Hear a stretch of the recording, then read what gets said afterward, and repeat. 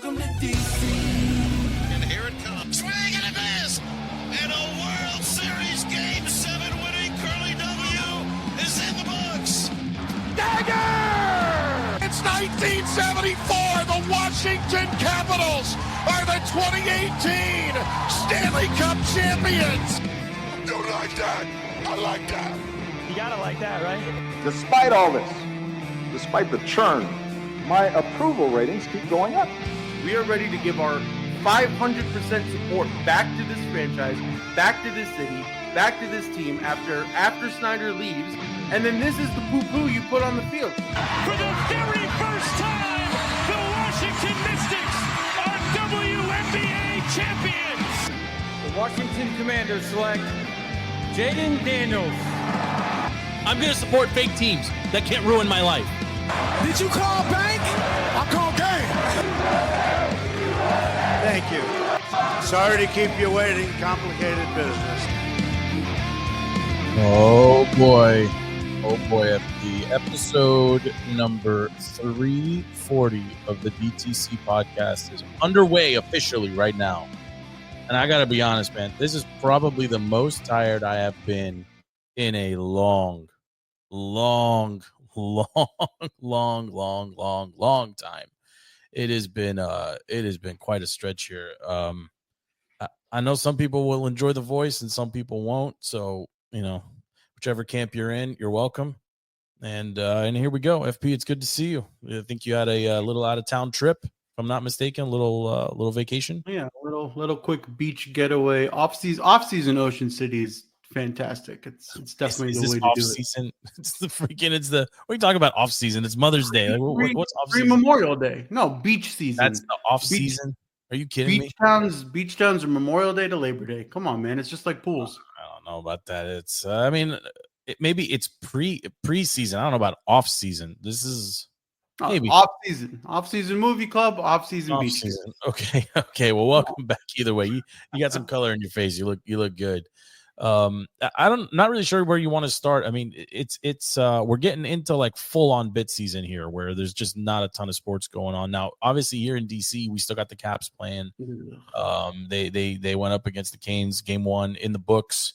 I don't know if you want to start there or unfortunately, just like thematically last week, while the Caps were, I think, preparing for game 4 or game 5, I don't remember which one it was, we ended up talking about all things NFL because the NFL is it's just a bigger story. And the biggest story around DC this week took a commissioner, a mayor, and a president to announce. I mean, and a team owner, right? I mean, I think we got to start with what happened in the NFL. Picture. Yeah, pretty epic. Yeah, picture. I mean, anytime the president's involved, I mean, and we don't do a ton of politics around here. At least when not when Stevie's not around anyway. But like, it's a big deal when the owner of the team, the president, the commissioner, and the mayor are all basically together and saying, not only did a stadium deal get done like 5 minutes ago, we're bringing the draft to DC, and we're going to do it on the National Mall. Definitely DC can handle the masses. I mean, if like what we've seen in years past now in Kansas City, in Detroit, and most recently now in Green Bay just a couple of weeks ago,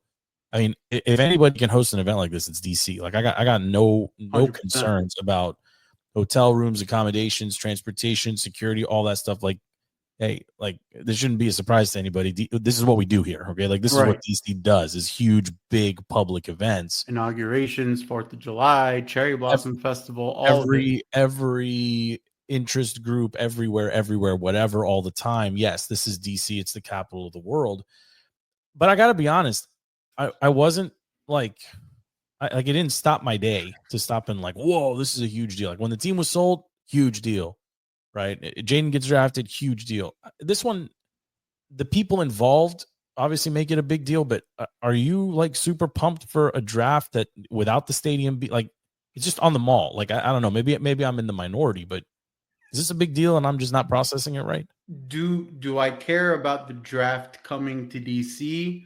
No, nobody. I never understood the hype of people going to the draft and sitting there and paying for beers and it's free access and you're in your jersey for 5 seconds on ESPN or NFL Network cameras. I never understood the hype of the draft. But what is cool is seeing the NFL and the sports world at large just be positive, everything positive about DC right now. Rally The around point where the fruit is you're getting one of the major events, right? Social calendar events of sporting, which is hosting an NFL draft. And that can only lead if you perfectly execute the draft, which I, like you said, I don't think there's any issues there. The NFL doesn't mess it up. The NFL won't mess it up. DC won't mess up hosting something like this. But if you pull that off and everyone's like, oh man, it was great, and the crowds are great, and the bars are great, and the hotels are great, and transportation didn't suck, and all of that comes to it, then you start getting World Cup games, and then your Super Bowl with your new stadium, and then you get more and more and more things, and then you're back into being, one of the darlings of the NFL. And if you're the darling of the NFL, that's just money being poured into the city. Yeah, I mean, and that's fair. And there's I have two like big thoughts on this, right? Obviously, the World Cup comes to Canada, Mexico, and the United States next year. It's kind of embarrassing that between all of the venues in and around the capital, we're not hosting a single game, right? And this was a big topic on local radio this week about, Audi Field is too small and FedEx is or Northwest, whatever it's the Redskins Field, whatever is too poopy or whatever. But I'll be honest. I don't know if I buy either of those because, yes, there are requirements for minimum size, this and that, but it's just a little strange to not have any game at all in the capital city of the United States, right? I mean, every Canada gets one, Mexico City gets one, like it's just very odd. And personally, this is going the way back machine here. World Cup 1998 was not 98, 94 was United States hosted. I went to a World Cup game in RFK. Right. It was actually Belgium versus Saudi Arabia. I still have the ticket stub. It's in a glass that's cool. I know I was there. I know it happened. if poopy RFK at that time, which was 2 years left of service before being retired, and eventually the team moving into what became FedEx Field, 3 years, whatever it is. Like if you were that close to the end of it, I mean, you tell me you couldn't figure out how to get FedEx to hold or whatever that stadium is called, that you couldn't. Northwest. It's not that it can't hold it; it's that the field quality sucks. The transportation around it sucks. Well, hold on, but they dispelled some of that this year, right? We didn't have field problems this year.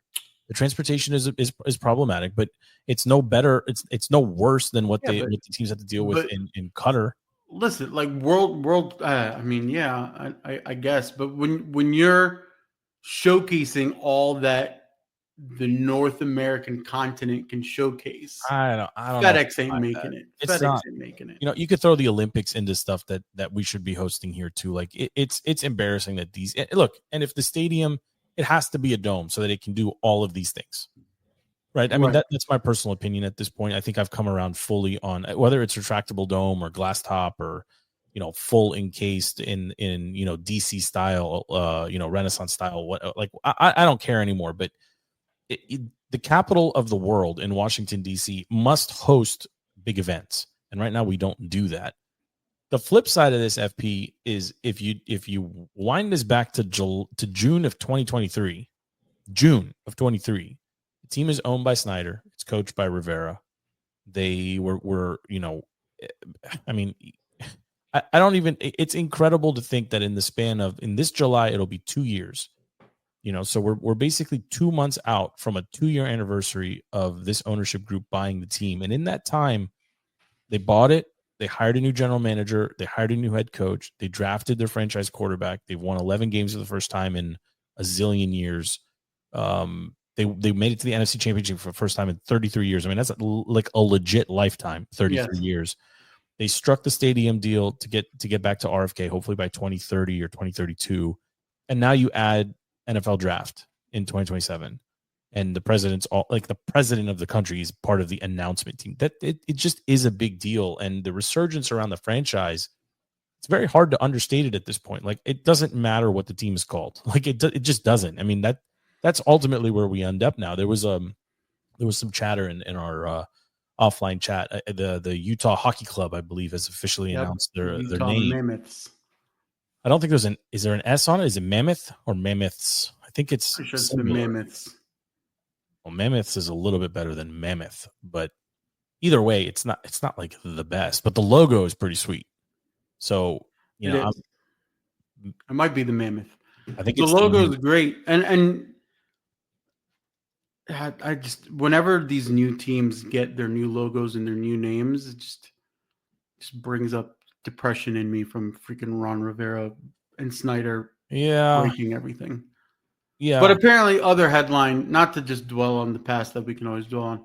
The other headline is there might be there's confirmed alternate helmets coming to a few teams in the NFL this season. Washington is one of them. I want the gold face masks back. That's all I want. No, you've been on this crusade now for a while. I mean, That's all I personally, I take the spear helmet. I take the cursive R helmet. Spear helmet or I R would would be take. I take a solid. I want burgundy and gold. I know I've said this before too. I don't want ketchup and mustard. I don't want black trash bag uniforms. I want burgundy and gold because those are our team colors. I don't know if the uniforms are going to be tweaked, but I The hate wrong colors. FP. I hate the taco holder W, the waste management W. Yeah. But if you give me a gold face mask with the matte, close to burgundy color that we have, you look 1,000 times better. I appreciate that you're single, like you're single point of contention on this because I am too, right? Like I can accept Commanders, but I cannot accept the wrong colors. Correct. Right. I can live with Commanders. I'm going to speak for you here, but give me a better logo. Give me a better emblem. Give me a better patch. Right. Like do something a little bit better. Right. Yeah. This is shades of like when Verizon paid some marketing company $1 million to change the font on their check, if you remember, right? And they were like, look at our new logo. It's like a thinner check mark. Yeah, and everyone's like, what? Like, what is this, right? So, yeah, I mean, there's still some stinkiness of the Rivera and previous administration, but you know what? Like, whatever rock Dan Snyder's living under at this point, like, I'm not going to ask if you feel bad for him, but did you envision this 2 years later? I don't think anybody envisioned it happening as fast as it happened. Yeah, like it's almost as if you've literally from a stroke of a pen of Harris signing over his checkbook to own the team, you wiped away 25 years. Like it literally like we went from 1998 to 2024. That's exactly what happened. Yes, I mean the pain of the last 20 years are still in there, but you know, and but the embrace the comeback immediate. Sure. And I think in the end, RFK is I think RFK is a bigger deal than we're even thinking of it right now because it opens the doors to so many other things that the city needs. Right. So I know there's a couple local council members that are, you know, trying to white knight for schools and libraries as if they can't do that right now. Yeah, they could have done it for the last 25 years. Exactly. Like it's all nonsense, but it's a big deal. It's an exciting time to be in DC. And obviously, you know, like the Nats in their own right are actually pretty entertaining right now. I mean, except for the freaking bullpen. Sure. Away. Well, we've seen this story before, haven't we?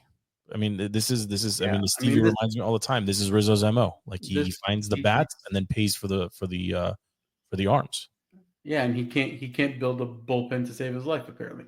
But also, some of the fake fans out there like me, you know, they're saying like, well, 2019 was a historically bad bullpen first half of the season, right? Start of the season.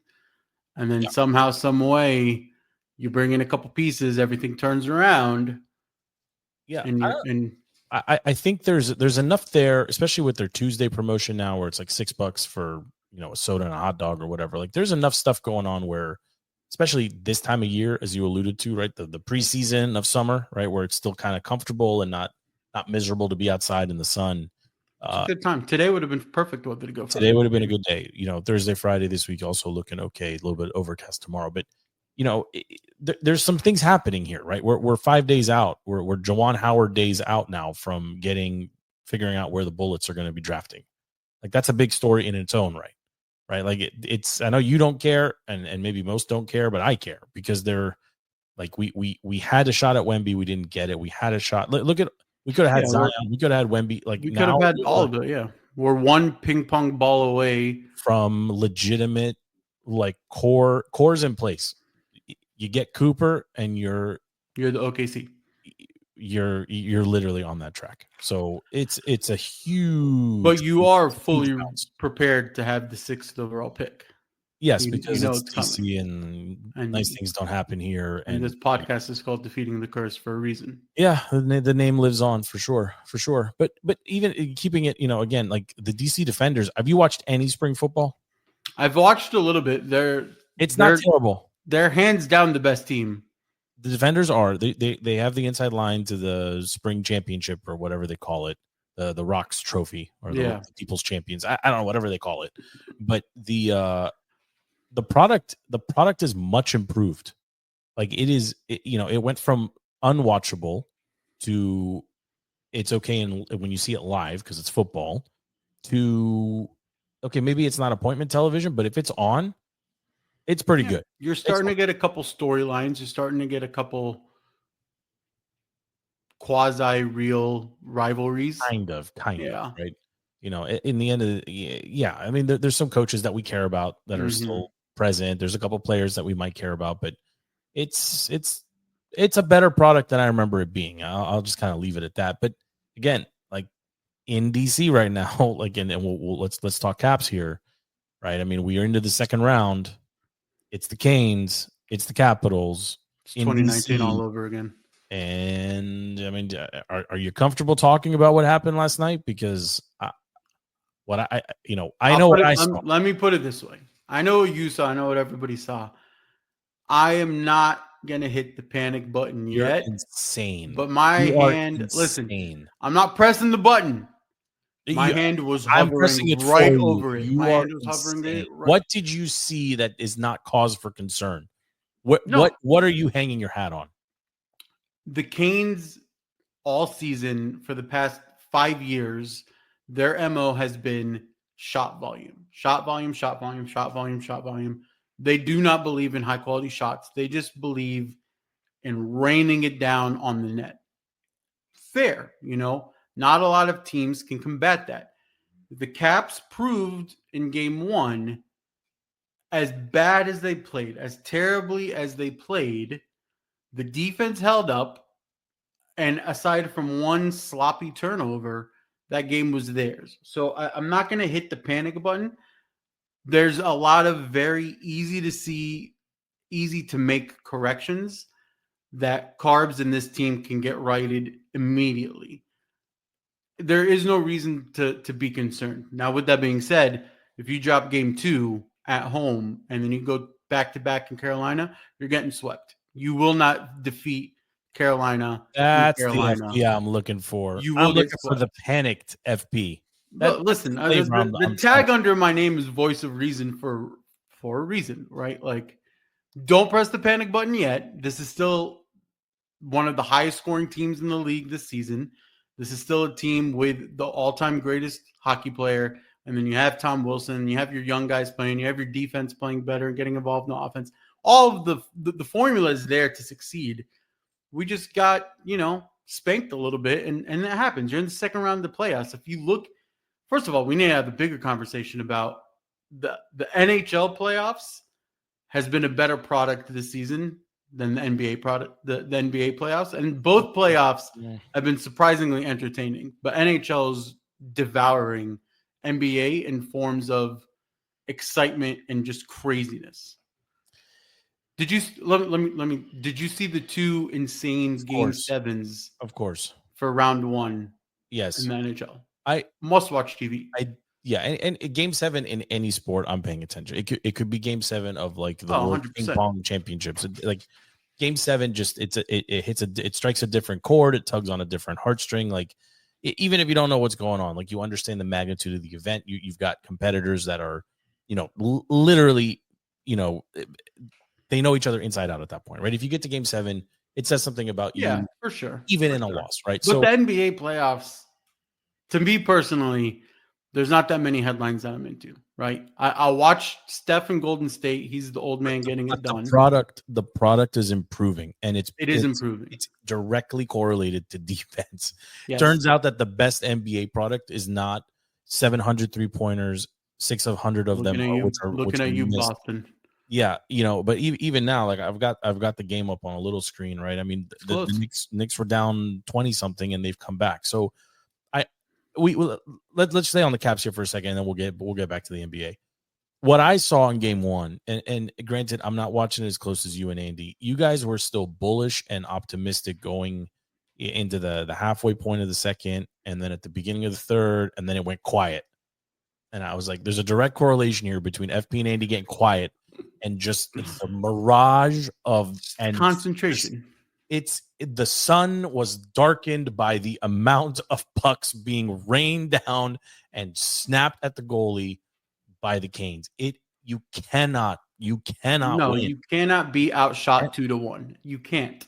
At one point, it was close to 3-1 or 2.75-1, if my math was correct. It was bizarre. That's the Canes, right? And you also have to realize that while that can help them, it's the Knicks just went up, by the way. It's defensible, right? Like you can counter so many pucks raining down on that net by taking your high quality shots. And if you watch that game closely, the struggle wasn't that the pucks were raining down on Logan, and he did a fantastic job. He was the reason that game was as close as it was. They hit 5 crossbars and they made it rain like crazy. But the issue wasn't the defense. The defense did their job against the Canes, and that's what the Canes are going to do. The issue is you need to keep the offensive zone. You need to be smarter with your passes, cleaner with your passes, making sure that your pass lanes are perfect and that you can keep your zone and get your high-quality shots, which the Caps are phenomenal with. They're probably one of the better high-quality shooting teams in the league. They just need the ability to stay in the zone. When the ice gets tilted and they're constantly playing in the D zone, it's not good, right? But even if game 2 happens, right, my prediction is game 2 happens, Canes make it rain, 800,000 shots on shot attempts, but none of them high quality. A lot of them get blocked by their own players or by the Caps. If the Caps can just keep the ice even, offensive zone versus the Canes on offense, we win the game. Period. You win the game if you keep the offensive zone. What do you your point guys are perfect and you don't have to and you let them have longer shifts, you win the game. What do you make of Capital One and the environment in the arena? Andy was not happy with what he heard, but a little bit of it I think is ESPN muffles crowd noise a little bit. I saw the crowd as being lively. But it's not a game. I mean, it was a game where you kind of get sucked out of it because your team wasn't on offense that much, right? And it's hard to be lively when you're always on defense, right? Like you could do it at the start of the game, you do it towards the end of the game, but in the meat of the game, if you're always on defense, players need. Do you think they hear it? I'm always curious about this. Like, yeah. Do they really rally behind, or does the you could have heard all of the Habs were talking about that in round 1 about how much the crowd noise fed into the game, but it's so what do you expect to happen in game 2? Like what is your expectation for our Capitals at home in game 2? I don't think there will be a line shuffle. We saw it towards the end of game 1. Protas got bumped up to the top line with Ovi. Your lines probably don't get shuffled, and you're probably going to stick to it. I don't think Carbs or anybody in that locker room is pressing the panic button either. And I think they saw themselves, the mistakes that they were making, the sloppy turnover that led to the game tying goal, all of it. I think they're just like, you're going to have a more physical game and you're going to have a cleaner game, right? You're going to see Tom Wilson and Ovi set the tone with some hard hits, and then you're going to have a cleaner game. How do they match speed, or they don't? You're not going to match speed. That's my concern. Some of your lines can, but speed doesn't matter if you're sound on defense. We talked about this in those last 5-6 games. Speed doesn't matter if you're sound on defense. You saw in game 1 they were sound on defense. I don't know where you draw the line between being sound on defense and getting drilled. Look at the numbers. Tell me you're not sound on defense. 75 shots on goal or shot attempts. That's a lot. That's 75 opportunities to score a goal. Right, but they're high quality. They're real shots. Were I would minimal. love to know their average. You had almost 30 blocked shots. That's sound defense. One goal sneaks in overtime under the curve of the I get padding. it, Donkey, but at what point do you say we need offense? We have to score also. The offense is there. They just need to keep the offensive zone. It's not that they don't have the playmakers. They just need to be crisper with their passing lines. They have that. We said the same thing. I pull up podcast 215 or whatever during the Stanley Cup Finals. Talk to me like I'm a producer. Okay. I'll be saying the same exact thing. Crisper lines, better passing lanes, and keeping your offensive zone, cycling through better. Right. That is not. Where will you watch game by 2? Myself in my basement with nobody. No tape delay. No funny business. No. What will you eat? No eat. Eat before. Yeah, okay. You can't use stress eating or full concentration. You just staring at the TV. Yes, full concentration. Okay. My gaze doesn't break. The C's just took I don't know if you're watching this one, but there's 18 seconds left and the C's just popped up. I do have I don't understand Jason Tatum. So can we start with Jason Tatum and then talk about the playoffs at large? He should be the face of the NBA. 1,000%. He is literally, he's accomplished stuff that only MJ and Kobe and once upon a time LeBron had accomplished, like before turning 25 or 26. He's a complete basketball player. As far as I know, there's no shenanigans off the court. Why isn't every talking head just pumping him up as the face of the league? Why are we still obsessed with, whoever? Yeah, because go to any consultant firm or sales pitch firm and have them excite you about vanilla ice cream. It's impossible. Yeah. You can't do it. He is the equivalent of vanilla ice cream. Yeah. And it's weird because the Celtics are a cornerstone legacy franchise. Like this is what the NBA should want. Yes. Right. And they're, I don't know, man. Like I was shocked that New York was able to pull off that game 1 upset. And here they are again, down over 15 points going into late in the third, going into the fourth.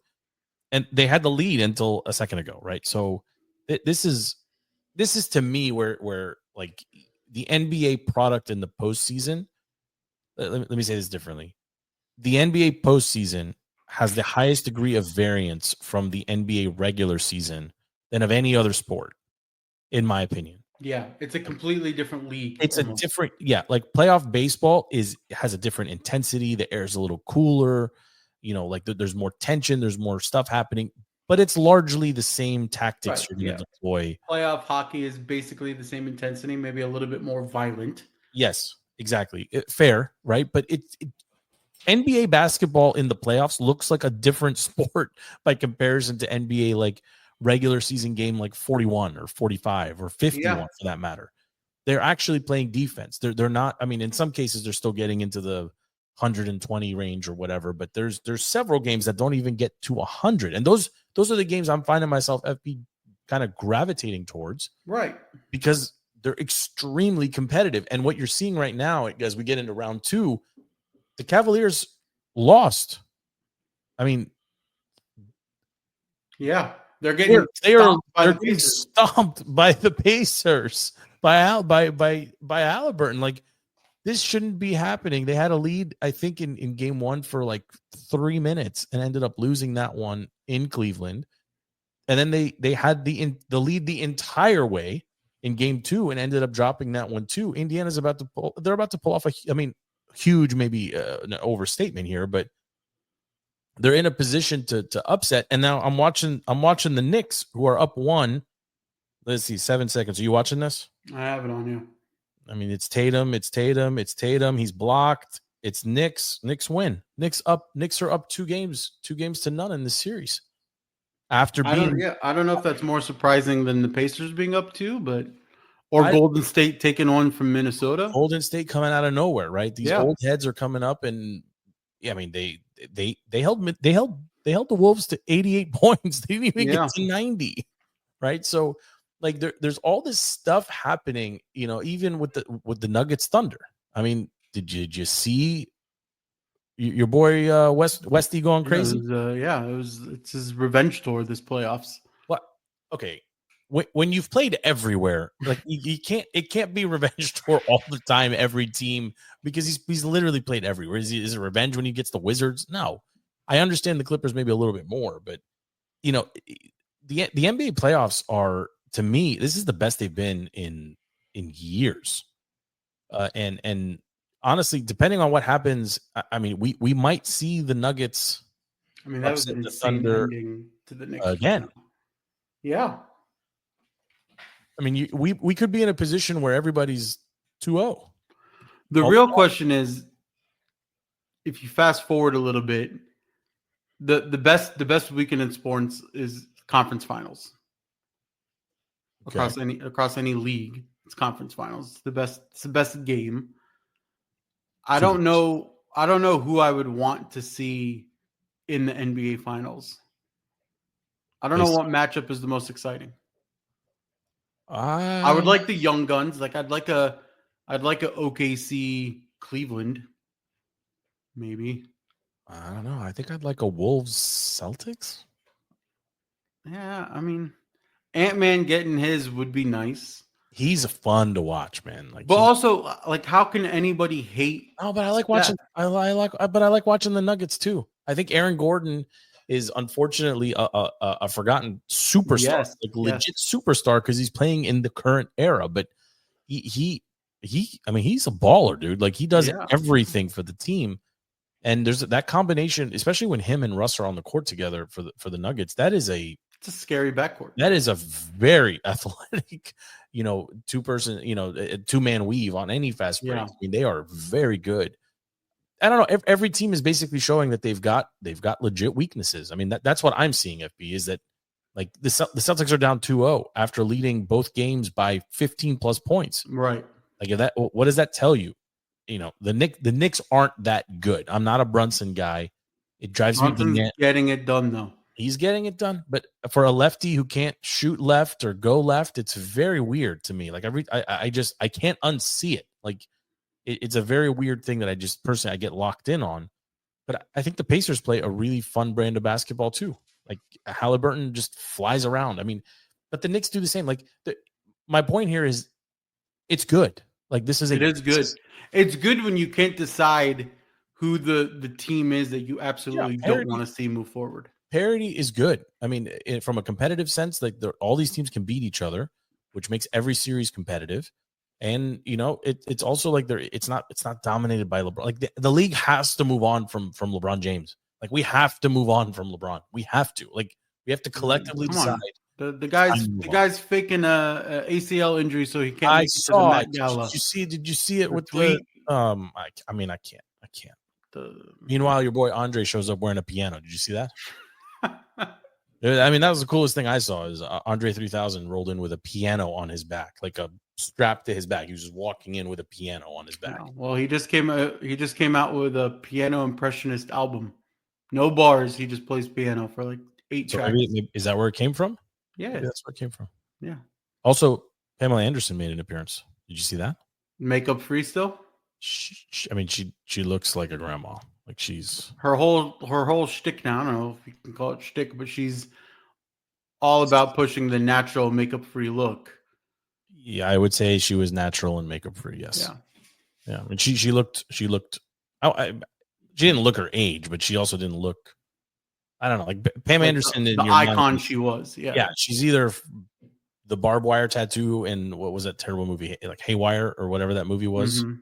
Barbed wire. I don't know what she's either that, or she's Baywatch. Yeah, like in your mind, I think most. To me, she's the Tool girl from Home Improvement. Circa season 1 and 2. It's so niche. There's no way. I didn't even remember that. Like, are you insane? Look at her in Home Improvement. Okay, so you're publicly declared you didn't enjoy Baywatch? I'm not saying I didn't enjoy it. I'm just saying that's not the version you preferred. My version was Tool girl from Home Flannel Improvement. Shirt and tool belt is what you preferred. Jean, like the tight jean denim overall skirt look with like the Tims. Fantastic. Not the bathing suit, not the bouncies. You prefer the tool belt. I think Home Improvement was before the increase to the bouncies. I mean, she's like natural. That's Let me like natural. There's nothing wrong with natural. There's not. I didn't say anything wrong with it. I just she popped up at the gala. She popped up at the gala. I think we got one more basketball game tonight. Yes. Yeah, Nuggets Thunder coming up. Nuggets Thunder, and you also have Winnipeg Jets and Dallas Stars hockey. I mean, I love this time of year with how the schedule plays out. I've never seen you look more tired, but for me, this is like prime sit down and watch TV time for me. I mean, I'm consuming a lot of split screen basketball hockey. You can't see it. It's on my iPad here. I know I got something different up behind me, but usually I'm listening to audio from the game or something behind me, and then I'm listening to audio from something else here. Yeah, I mean, there's always something on. Like this is not like between good weather and grilling season starting up. Like there's many things to do that don't involve the winter pastimes of sleeping or midnight jogs on the treadmill while watching reruns of whatever or but those 4 p.m. games during football season, those naps just hit different. I mean, we're not that far away. We're one season away. There's did we get through the entire rundown of sports topics? Is that how light we are these days? We're pretty light. There's not too much to talk about. I mean, you could talk about some of the stupid NFL stuff that's happened, but we have Pickens. George Pickens to Dallas, and I don't understand that, to be honest. Like, if you're Dallas, wouldn't you rather have DK for less money?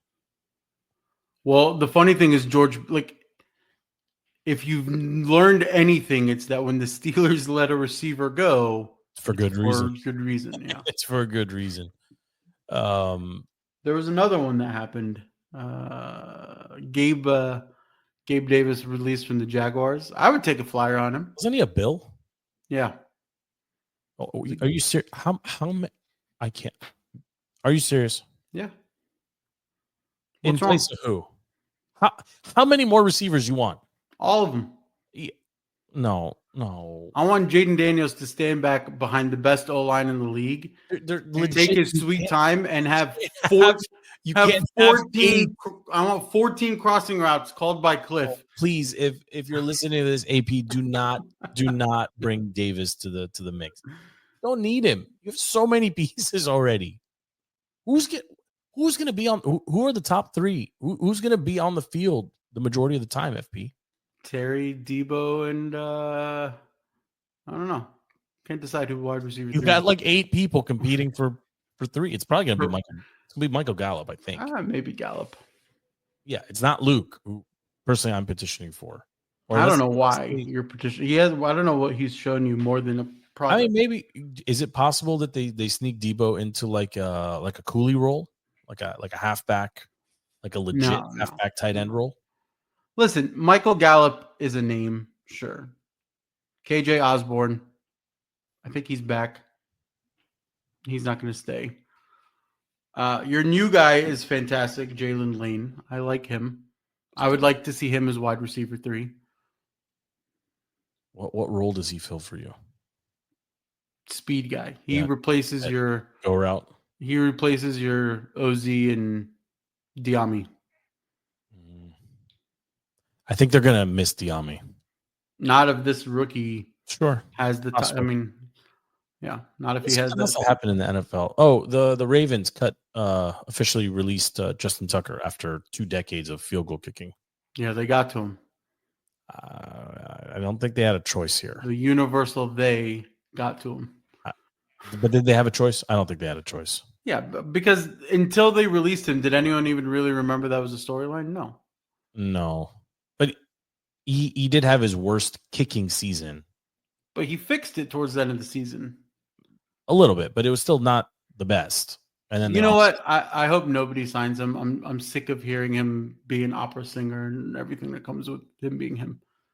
I mean, maybe his time's over. I don't know. He was great. I mean, he's been great for 20 years. Like talking kickers just proves how light. I mean, there's nothing. Like, tell me I'm wrong. Look, what else? You're right. There's like outside of NBA's the good. playoffs. NHL is good. yeah, I mean the hardcore baseball guys, I'm sure they're geeking out over games 5, 7, and 8 of the season. Like, but get back at me, later in the summer. Like, it's just not time for that yet. I mean, at least that's my thought. I don't know. If you got nothing else, we hit the sound or we go OMC. Hit it. Let's do it. I'm ready to. I have thoughts. You have thoughts. All right. Are we rewatching classics or we get your popcorn? Some would say this is a classic. I'll say popcorn. I think Andy would say this is a classic. So which one do you want? Let's do popcorn. I'm not giving this a classic. All right, here we go. This is the Off-Season Movie Club. Get your popcorn and enjoy. Oh boy, FP. Andy's developing a really bad habit of picking movies and then not coming back to the show to discuss them. It's like he knows. He knows what he's doing. It's like he knows. I agree. It is like he knows. Okay. The movie for the week as picked by Andy. Pineapple Express. 2008's Pineapple Express. Let me get the synopsis and let's just tear through it here a little bit. Stoner Dale Denton, played by Seth Rogen. Stoner Dale Denton's enjoyment of a rare strain of marijuana may prove fatal when he drops his roach in a panic after witnessing a murder. Upon learning that the fancy weed can be traced back to them, Dale and his dealer, played by James Franco, go on the lam with a dangerous drug lord, Gary Cole, the awesome Gary Cole, and crooked cop Rosie Perez, hot on their heels. Released in 2008, this is a Judd Apatow special. I mean, this is 2000. This is right in his like heyday super wheelhouse of funny movies. This is 2008. In 2007, he's behind movies like Knocked Up and Superbad. In 2009, he puts out Funny People. 2005, a little bit before this, The 40-Year-Old Virgin. Forgetting Sarah Marshall. 2008, which we reviewed all very favorably. Like, there's Step Brothers in 2008. There's a lot here. Anchorman 2004. Walk Hard, the Dewey Cox story in 2007. Get Into the Greek 2010. Like, there's tons and tons of Apatow, including some like actual super classics. Maybe they will come up for May Comedy Month. The Cable Guy, 96. And Don't Mess with the Zohan, 2008, also attributed to Apatow in some part. There's a ton of movies, tons and tons of movies. Audience rating on this one is let's see. Critics rate this one, FP, at a 6.9. IMDb is 6.9 out of 10. Rotten Tomatoes, the tomato meter, basically exact same score, 69% on Rotten Tomatoes. Generally, people like this movie.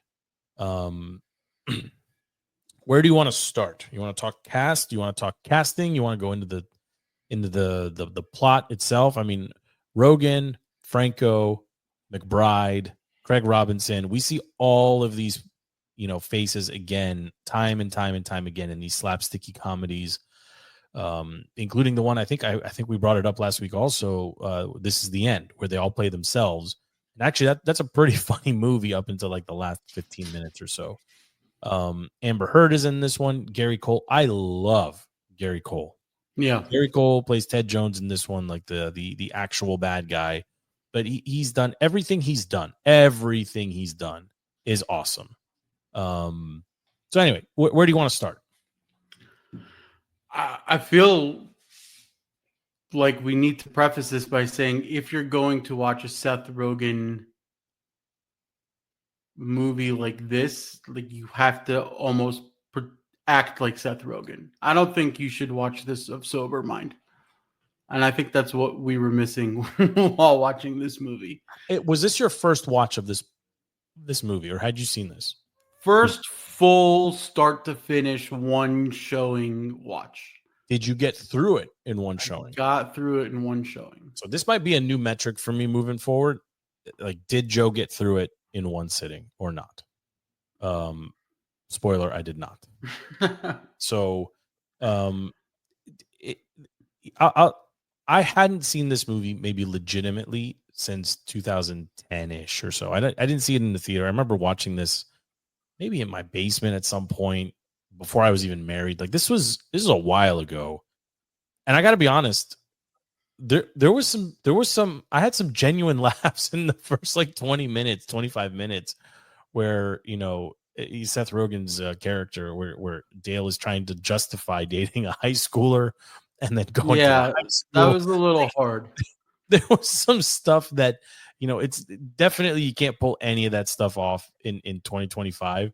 But for what it is in the beginning, where he's serving people, with their subpoenas, like I legit had some chuckles come out of me. FP, I gotta be honest. Like I didn't like there was some real laughter there. Like there was some funny, shticky comedy there.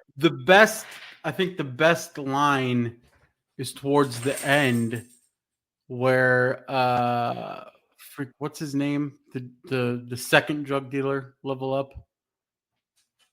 Red, where he's like, "You just got killed by a Daewoo." Hilarious, hilarious line. I mean, did you pull that Ken Young is in this? He popped out of nowhere. The little Asian assassin. Yes, yeah. This is way before the Hangover. And kind of his, yeah. But there's, James Remar's in this movie. Bobby Lee's in this movie. Like, pulling the cast isn't hard, and I also like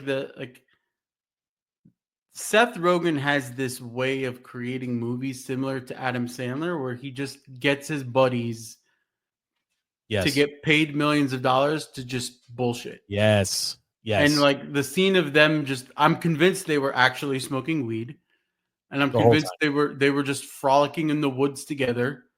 Like in the middle of the movie, like they were just literally, I think the camera was rolling and they were just hanging out in the woods high off their asses. And it's funny to watch when you think of it that way. Like you're just watching Seth Rogen be Seth Rogen.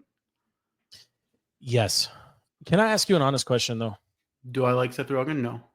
He drives me crazy. I don't like him either. Has James Franco ever actually acted in a movie? Isn't he canceled? Is that why we haven't seen him in a while? I'm actually I'm looking up his has he made a real movie? His brother did 21 Jump Street. That was really all good. of his big movies or just Seth Rogen weed movies. Yeah. But I in my mind, he's a real actor. They were big box office hits. Yeah, they like made money. Spider-Man, Milk, 127 Hours, Eat, Pray, Love, Oz the Great and Powerful. Like people forget he's in those movies because when you say his name, it's This Is the End, Pineapple Express, The Interview, Spring Breakers, all the Spider-Mans. I think he can act. But he can definitely act. Is this acting though? No, they're not acting. They just have a camera on. That's what I'm saying is Pineapple Express a movie where James Franco is acting? Is he acting like a stoner, or is he just a stoner? He's just a stoner. Yeah, you see where I'm going with this? Does it take chops? Could someone else have played this role exactly the same? I think the answer is yes. I don't know how hard it is to play a stoner. Does that make sense? A believable, but the problem is you want to be a believable stoner. Like you want a stoner to play a stoner. Okay. Right? Or then you just end up with Matthew McConaughey in Dazed and Confused, where you're like, okay, you're not actually what the movie's telling me you are. Okay. And that's fair. That's fair. The movie for what it is there is a plot, right? There's something that's supposed to happen. There's an antagonist.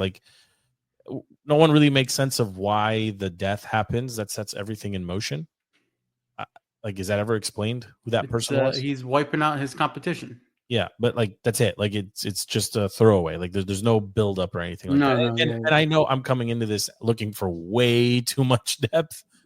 And I tried just to go into it and just have a chuckle. And like I said, the first 20 minutes, there's some chuckles. They got some chuckles out of me when he goes over to his girlfriend's house and he's having dinner and the dad is going crazy and I'm going to get my shotgun and you stay here so I can shoot you. And there was some stuff in there that was fun. I guess. Yeah. Chucking an ashtray at Seth Rogen's head. there's Like some that stuff. whole fight. Yeah. There's a lot of it also that's recycled, right? The cop car and the big slushy, and I don't know. Like I didn't hate it. That's where I'm going to end kind of my rant here. I may never watch it again though. Like I don't think I will ever. Ever go. And honestly, we're getting really close to Andy. I think it's because we're not potheads. I don't. But did potheads love this movie? I think that's why it's like a. Dude, where's my car? Like, is it on that level or half baked? I think so. Okay. I mean, where do you rate it? Well, what do you give this movie? And I feel like we need to give it like on an Andy scale here because, I mean, these are some clunkers. I'm gonna give it a 2. Yeah.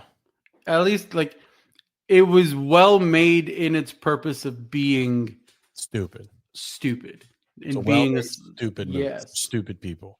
You could say it. I'm gonna say it for you. I'm actually gonna my original was a 2 as well. I wish we had quarter points because I would give it a little bit higher, just because I did get there was some legitimate laughs, but I think I'm like I said, FP. I think for me moving forward, if I can't get through it in one sitting, I think the ceiling for the movie has to be a 3. Like if I have to watch it over 2 parts, like it's just going to be like a thing that I have to implement. So this one took me, believe it or not, 3 different sittings to get through. Partly just because of life and busyness, but I'm also going to go with a 2. I enjoyed it more than I thought I would. When Andy originally threw it out, I rolled my eyes. I was like, oh my God, I can't believe I'm going to sit down and watch this movie. There's nothing that my wife is going to want to watch. I can't watch it with my kids. Like I have to make time for this. And I ended up watching the first 50 minutes or so, the big chunk, actually while pedaling on a bike, like just mindless pedaling to watch a mindless movie. And when my ass got numb, that was it. Like it was time to get up and, do some other stuff and then come back to it. So I'm fine with a 2 on this one as well. I think it was a reasonable option to start comedy month here, and I'm excited to keep going with it. I did want to plug one movie though, FP, if you're open to it. I'm ready. I'm not going to make it the official movie selection for OMC for the week or until we get together next. But there's a really good movie on Peacock. Have you been looking at Peacock? Do you ever look at Peacock? Every once in a while. Are you I'm watching The Office while in the office or while I'm doing work person? Yes, but not The Office. Okay. So I'm always my background is Seinfeld. Really? Yeah. With the cackle track? Yeah. Oh, that would be so distracting. Every 2 seconds someone's laughing at something. It's because I know that it's just like Friends. Like I know the episodes inside and out that I can completely tune in and know exactly what's happening. Specifically with the crackle track, like that doesn't distract you. You don't pay attention to the crackle track. Okay. It fades out. I would be interested to know what everybody else on the show watches when they're working. Like for me, it's either The Office or The League, and it's season dependent. So I mean, The League is pretty good. Yeah. Occasionally, when it's like a slower day, and I have time to actually like glance more frequently at either the TV behind me or the iPad on my desk, I'll go Entourage just because I need some of that energy. But anyway, all this to say, I'm in Peacock all the time, and Peacock has exclusive stream rights right now to a movie called Black Bag. Do you know what I'm talking about? No idea. All right, can I just read this? It's a 2-sentence summary, okay? I'm ready.